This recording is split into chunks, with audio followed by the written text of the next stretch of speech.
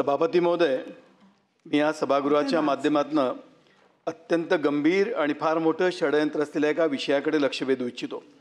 सभापती महोदय, 25 मार्चला 1 वाजता गोरक्षकांनी एशियन फूड मीन स्लॉटर हाऊस हैदराबादची कंपनी आहे, या कंपनीचे 2 कंटेनर मासानी भरलेले JNPT बंदराकडे चालले होते. सभापती महोदय, गोरक्षकांनी हे दोन्ही कंटेनर पकडून पोलीस स्टेशनला आणले. बराच संघर्ष झाला आणि संघर्षानंतर डायरीत नोंद केली गेली.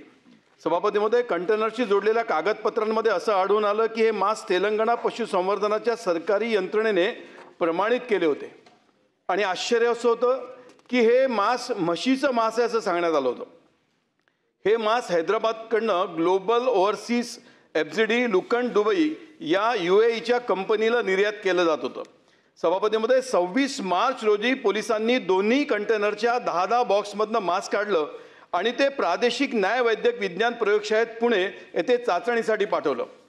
सभापतीमध्ये 29 मार्च रोजी प्रयोगशाळेच्या अहवालात ते गोमांस मांस असल्याची पुष्टी झाली. 30 मार्च रोजी कंपनी आणि तिच्या मालकाविरुद्ध लोणावळा पोलीस स्टेशन येथे FIR दाखल करण्यात आला. सभापतीमध्ये तपासात स्पष्टपणे पुष्टी झाली की दोन्ही कंटेनरमध्ये 57,000 किलो गोमांस होतं आणि या दोन्ही कंटेनरमध्ये 57,000 गायींचं काळीज होतं. म्हणजे प्रत्येक 10 किलो पॅकिंगमध्ये 5700 बॉक्स. ही कंपनी गायीचं यकृत, मूत्रपिंड, मेंदू, हृदय, फुफ्फुसे पॅक केल्यानंतर अरब देशामध्ये निर्यात करते. सभापतीमध्ये दोन्ही कंटेनर हैदराबाद वरनं दुबईला पाठवले जात होते. सभापतीमध्ये महत्त्वाचा मुद्दा असा की सदर कंपनी किती वर्षापासून अवैधपणे गोमांस निर्यात करते व JNPT येथील क्लिअरंट एजंट याची चौकशी होईल का, हा विषय अत्यंत गंभीर आहे. म्हणून या सगळ्या गोष्टीची घटनेची तपास हे SITच्या माध्यमातून करता येईल का, सदर मांस निर्यात कंपनी याचा व्यवहार सखोल चौकशी करण्यात येईल का आणि सगळ्यात महत्त्वाचं म्हणजे गोमांस निर्यात प्रकरणात सहभाग असणाऱ्या सर्व आरोपींना मकोका लावण्यात येईल का. सभापती महोदय, या निमित्ताने मला 3 अजून प्रश्न विचारायचे आहेत. गो तस्करी रोखण्यासाठी स्वतंत्र कायदा हिवाळी अधिवेशनात आणणे आवश्यक आहे. सभापती महोदय, आपला सगळ्यांचा हा अनुभव आहे की गोसेवा आयोग गठीत केल्यानंतर या विषयाला समाजामध्ये फार मोठ्या प्रमाणात न्याय मिळाला किंवा ज्या प्रकारे अर्बन नक्सलिझमचा विषयाला आपण कायदा आणला, आपल्या लक्षात असं आलं की आपण स्पेसिफिक विषयावर कायदा केल्यामुळे त्याला न्याय मिळाला. मला अशी विनंती करायची आहे की केवळ वेगवेगळ्या प्रकारच्या ज्या योजना आहेत किंवा ज्या प्रकारचे कायदे आहेत ते सोडून स्पेसिफिक या विषयासाठी एक स्वतंत्र कायदा आणता येईल का. सभापती महोदय, अर्थसंकल्पीय अधिवेशनात लक्षवेधी क्रमांक श्रीकांत भारती 2343 4 प्रश्न विचारून परत तुम्हाला देते मी संधी. आता हा अगोदरला विचारलेल्या संबंधात आहे म्हणून सांगतो. अर्थसंकल्पीय अधिवेशनात लक्षवेधी क्रमांक 2343 ला उत्तर देताना असं सांगण्यात आलं होतं की वारंवार गोहत्येच्या गुन्ह्यात सहभागी असणाऱ्यांवर मोक्का अन्वये कारवाई करण्यात येईल. अशा प्रकारे तस्करांवर मोक्का अन्वये कारवाई करण्यात येते का, आली आहे का. आणि सभापती महोदय, या संबंधामध्ये मी पटलावरती आणि माननीय मंत्री महोदयांना अशा प्रकारचा रिपोर्ट आणि अशा प्रकारची नावं माझ्याकडे आहेत आणि यासोबतच अनधिकृत कत्तलखान्याची फार मोठी चर्चा महाराष्ट्रामध्ये आहे. सभापती महोदय, मी माननीय मंत्री महोदयांना माझ्याकडे असलेली ही यादीसुद्धा देतो आहे.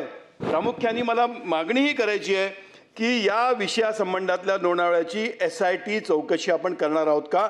आणि सभापती महोदय, जेव्हा हा विषय सुरू झाला त्यावेळेस दुर्दैवाने सुरुवातीला पोलिसांनी याला रिस्पॉन्ड केलं नाही, तर या विषयामध्ये पोलीस सुद्धा इन्व्हॉल्ड आहेत का, असे माझे 6 प्रश्न.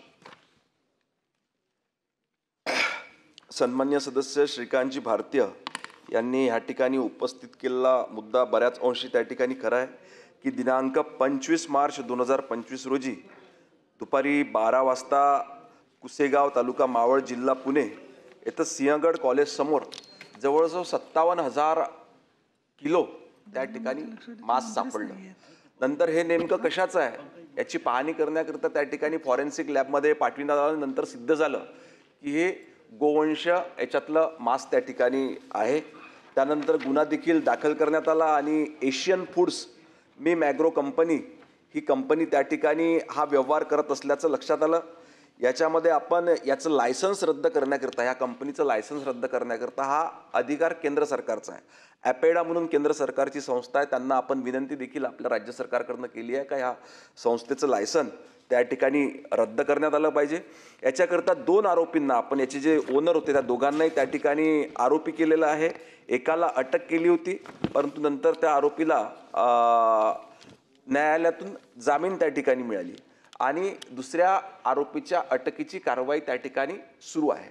आपलं म्हणणं खरं आहे की एवढं हे गंभीर प्रकरण असताना याचे लिंकेजेस कुठपर्यंत आहे, कारण मूळ ही कंपनी हैदराबादची आहे, याची माहिती घेण्याकरता आपण SIT त्या ठिकाणी निश्चितपणे स्थापन करू आणि याच्या मुळापर्यंत त्या ठिकाणी जाऊ की हे सर्व एवढं 57,000 किलो मासची ट्रान्सपोर्ट करण्याची जर का यांची हिंमत त्या ठिकाणी होते तर निश्चितपणे ह्या मुद्द्याच्या मुळापर्यंत त्या ठिकाणी गेलं पाहिजे. दुसरा एक महत्त्वाचा विषय, आपण या ठिकाणी शंका व्यक्त केली की कुठले पोलीस प्रशासनातले अधिकारी त्या ठिकाणी स्थानिक इन्व्हॉल्व आहेत का, कारण कंटेनरनं JNPT पोर्टवरून त्या ठिकाणी आलं. याची देखील चौकशी त्या ठिकाणी करण्यात येईल आणि जे कोणी दोषी राहतील त्याच्यावरती निश्चितपणे कारवाई करण्यात येईल. आपण म्हटलं की अर्थसंकल्पीय अधिवेशनामध्ये त्या ठिकाणी वारंवार जे गोतस्करीचे त्या ठिकाणी कामं करत असतात त्यांच्यावरती मकोका आपण लावू अशी त्या ठिकाणी घोषणा करण्यात आली होती. आपल्याला हे देखील सांगतो की याच्यानंतर जर का सतत 1दा 2दा 3दा जर का असं झालं का तिसऱ्यांदा आपण निश्चितपणे त्यांच्यावरती मकोकाची कारवाई त्या ठिकाणी करणार आहोत आणि लवकरच गो तस्करीचा कायदा देखील आपण त्या ठिकाणी आणू, तो देखील येणाऱ्या अधिवेशनामध्ये पास करू.